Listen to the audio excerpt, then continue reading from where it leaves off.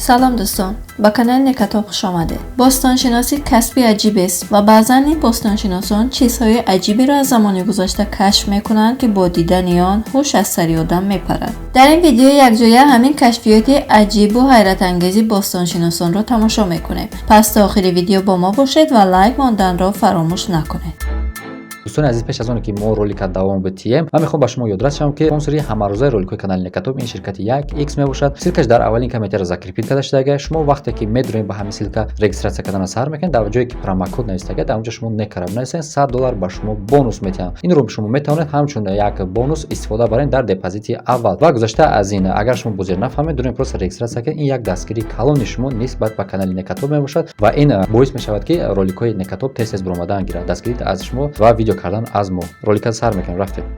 هیکل 1000 ساله بودا. مدت‌های خیلی زیاد کسی نمی‌دانست که این هیکل در درونش یک راز عجیب را پنهان کرده است. در واقع این هیکل آرامگاه یک راهبی بودایی بوده است. وقتی باستانشناسان تصمیم گرفتند که این مجسمه را بیشتر تدقیق گذارانند، آن را رنگین کردند. این مجسمه را اساساً در دهه هوی در چین یافتند و آن را به هلند برده آنجا فروختند. جالب است بدانید که سالهای 1990 دانشمندان فهمیدند که در درون این مجسمه یک جسم مومیایی شده قرار دارد، اما از ترس آنکه این مومیایی ضرر نبیند به این مجسمه دست نرساندند. اما با گذشت زمان و پیشرفت تکنولوژی اطلاعات بیشتری درباره این مجسمه کشف شد. این جسم مومیایی شده مجسمه یک راهب بودایی با نام سیکسیل سنجنگ بوده است. این راهب با 4 زانو بر روی یک پارچه نشسته است که در روی آن مشخصات و خصوصیت‌های این راهب با حرف‌های چینی نوشته شده است. یک چیز جالب و یا ترسناک دیگر در این باره این است که این راهب خودش را خود مومیایی کرده است تا اینکه در دنیای دیگر همین گونه زنده شود. خود مومیایی کردن هم کاری بسیار عجیبی بوده است. در این کار آدمان خوراکای خود را تا رفت کمتر کردن میگیرند تا به یک مومیایی زنده تبدیل شوند و بعد در آخر میمیرند. این سنت در کشورهای چین، ژاپن و تایلند رواج داشته است و هزاران سال از این سنت میگذرد، اما بعد قرن 19 این کار را منع کردند. آدمی که این کار را کردن خواهد رژیم خوراکی مخصوص دارد و هر روز خوراکش را کمتر کردن میگیرد و یک چای زهرناک را می نوشد تا اینکه بعد مردنش بدنش را کرم ها نخورند. این کار بسیار کاری دشوارش و بیشتری راهبان به آخر نرسانیده در این کار میمیرند، اما راهبانی که تا آخر کار را پیش برده مومیایی شده میمیرند خیلی قدری بلند دارند. مردم نیز آنها را خیلی احترام میکنند و بر روی جسمشان مجسمه میسازند و جسم مومیایی شده آنها تا چندین سال ویران نمی شود.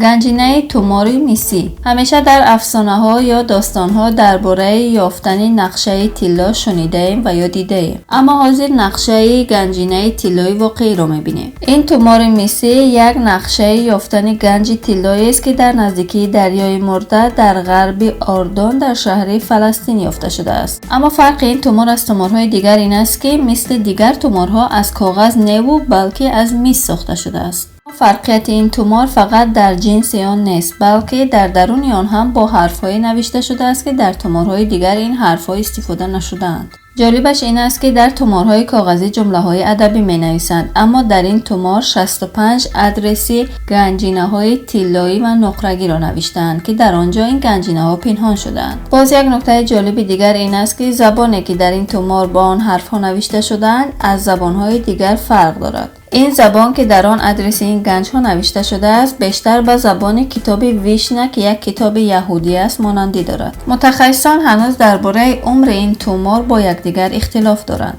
آنها عمر این تومور را به 2000 سال تخمین زدند و میگویند که شاید آن را در سالهای 50 تا 100 میلادی نوشته باشند. اگر میخواهید نقشه های این گنج را از نزدیک ببینید باید به موزه اردن روید و از کجا معلوم شد شما هم یک گنج پیدا میکنید. وادی حیتان در مصر. اگر به شما گویم که در بعضی از بیابان‌ها شما می توانید اسکلت نهنگ را پیدا کنید، شما به این گپ باور میکنید؟ بیابان‌های مصر یکی از کلانترین و زیباترین بیابان‌های دنیا شناخته شدند و یکی از بهترین آنها وادی حیتان یا دره نهنگ‌ها است. این بیابان در جنوب غربی قاهره در فاصله 150 کیلومتری آن واقع شده است. در این بیابان با ارزشترین فسیل و استخوان‌های یک نمود نوی نهنگ با نام ارچاوکتی را یافتند. این نمود نهنگ‌ها یا وال‌ها در علم اهمیتی کلانی دارند. دانشمندان نهنگ ارچاوکتی را یک نمود نوی نهنگ می‌دانند که هم در دریا و هم در خشکی زندگی می‌کرده است. این استخوان‌هایی که در بیابان‌ها می‌یابند شکل ظاهری این وال‌ها را با پررگی نشان می‌دهند. عمر این استخوان‌های پیدا شده به 50 میلیون سال پیش می‌رسد که به ما نشان می‌دهد که نهنگ‌ها چطور از خشکی به طرف دریا میل کردند. شکل فیزیکی نهنگ‌های پیشینه با نهنگ‌های امروزه مانندی دارد، اما به هر حال بعضی از قسمت‌های بدنشان با پیستاندارانی که در خشکی زندگی میکنند بیشتر مانندی دارد. شکل کاسه‌خانه سر، دندانهای پیش و پایهای عقبشان در نهنگ‌های امروزی دیده نمیشوند. خوشبختانه این استخوان‌ها در حالت خوب قرار دارند چون که سنگ‌های این بیابان سبب ویران نشدن استخوان‌ها شده‌اند. در این بیابان شما اسکلت‌های پوره را یافته می‌توانید و حتی در بعضی از آنها ماده‌های درون معده این جانورها هم دیده می‌شود. اینچنین در این بیابان اسکلت‌های لاک‌پشت‌ها، تیمساح‌ها و دیگر حیوان‌های دریایی دیده می‌شود که با واسطه آن دانشمندان توانستند احوال حیوانات 50 میلیون سال پیش را نسبت به امروز تشخیص داده تحقیقات مهم را گذرانند.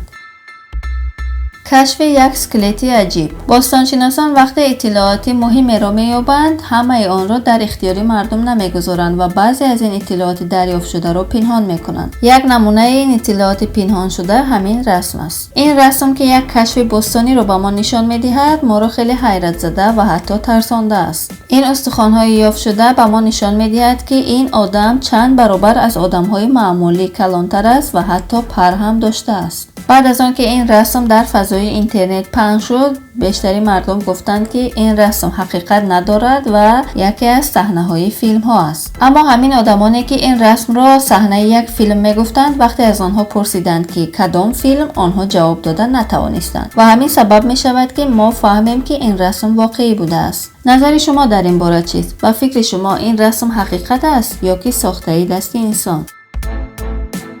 تپه گوبکلی در ترکیه. تپه گوبکلی در ترکیه را بر اساس کشفیات تا امروز یکی از کهنه‌ترین مکان‌های عبادتی می‌شناسند. می‌گویند که تاریخ ساختن این تپه حتی به دوره‌های پیش از اهرام مصر برمیگردد. اگر شما نسبت این ساخته‌های قدیمی و مکان‌های زیستی مردم در زمان قدیم شوق و هوس زیاد دارید، پس حتما باید تپه گوبکلی در ترکیه را تماشا کنید. این تپه یکی از مکان‌های باستانی و عبادتی در زمان گذشته بوده است که هم توجه باستانشناسان را به خود جلب کرده است و هم مردمی زیادی را نسبت خود به شوق و هوس واداشته است. بر اساس تحقیقاتی انجام شده زمان ساخت این تپه به 6500 سال پیش از اهرام‌های مصر برمیگردد. این در حقیقت خیلی حیرت آور است. این مکان باستانی از نظر هنری و از نظر معماری یکم درجه در ترکیه به حساب می رود و جالبش این است که در ساختن همه این بناها دست انسان استفاده شده است. اولین بار یک باستانشناس آمریکایی در دهه 60 میلادی آن را کشف کرد. این باستانشناس بر روی ویرانه‌های این تپه قدم می‌زد که یک بار به یک چقری افتید. اما از دیدن این مکان در بین بیابان چنان در حیرت و در تعجب بود که به چشم‌های خود باور نکرد و از آنجا برآمده گذشته رفت. این باستانشناس دیگر هیچگاه به اینجا برنگشت و چند سال بعد یک گروه آلمانی اینجا را کشف کردند. میگویند که تپه گوبکلی ترکیه مکان استقامت مردم نبوده است، بلکه اینجا مکانی بوده است که قبیله ها و تمدن های پیشینه در آنجا با همدیگر واخورده جلسه های خود را برگزار میکردند. دری پراسرار در معبد پدمنا بهسموی. معبد پدمنا بهسموی در قرن 6 میلادی در هند ساخته شده است. از آن زمان تا حال عائله سلطنتی تراونکول از این معبد نگهداری میکنند.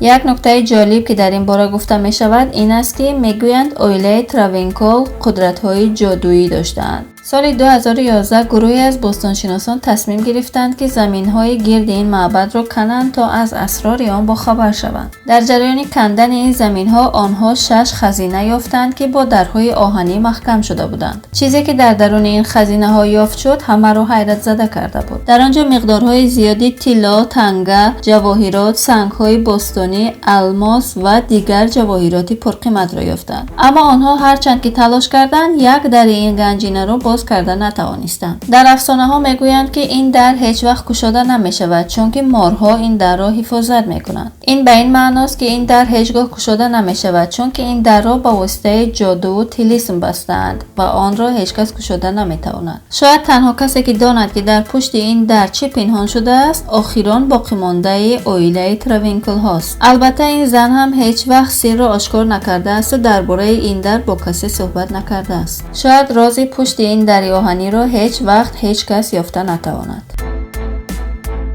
یافتن جای پای عجیب در کف دریا. وقتهای آخر یک ربات دریاگر توانست تصویرهای عجیبی را از کف دریا ثبت کند. این تصویرها در چقاره 4 کیلومتری دریای آرام در بین مکزیک و هاوایی ثبت شدند. این جای پایها خیلی عجیب و باور نکردنی هستند که کسی تا حال به آن مانند را ندیده است. درازی این جای پایها 2.5 متر و چقاره آن 50 سانتی متر است. دانشمندان میگویند که موجودی که چنین جای پا داشته باشد در دریا زندگی کردن نمیتواند. به هر حال این موجود هر چیزی که باشد تا حال کشف نشده است. اول دانشمندان فکر کردند که اینها جای پا نه بلکه نتیجه آزمایش‌های علمی یا برآوردن یگان چیز از زیر دریا باشند. اما وقتی تحقیقات بیشتر گذراندند این فرضیه ها را رد کردند. تا جایی که زیستشناسان خبر دارند چنین موجودی هنوز پیدا نشده است و همین موضوع است که آدم را حیرت زده می‌کند. تشکر که تا آخر ویدیو با ما بودید. به فکر شما کدام از این یافته‌های باستانی جالب تر بودند؟ نظرات خود را در کامنتاری برای ما نویسید. برای بیخبر نماندن از ویدیوهای جالب نوبتی ما با کانال ابونه شوید.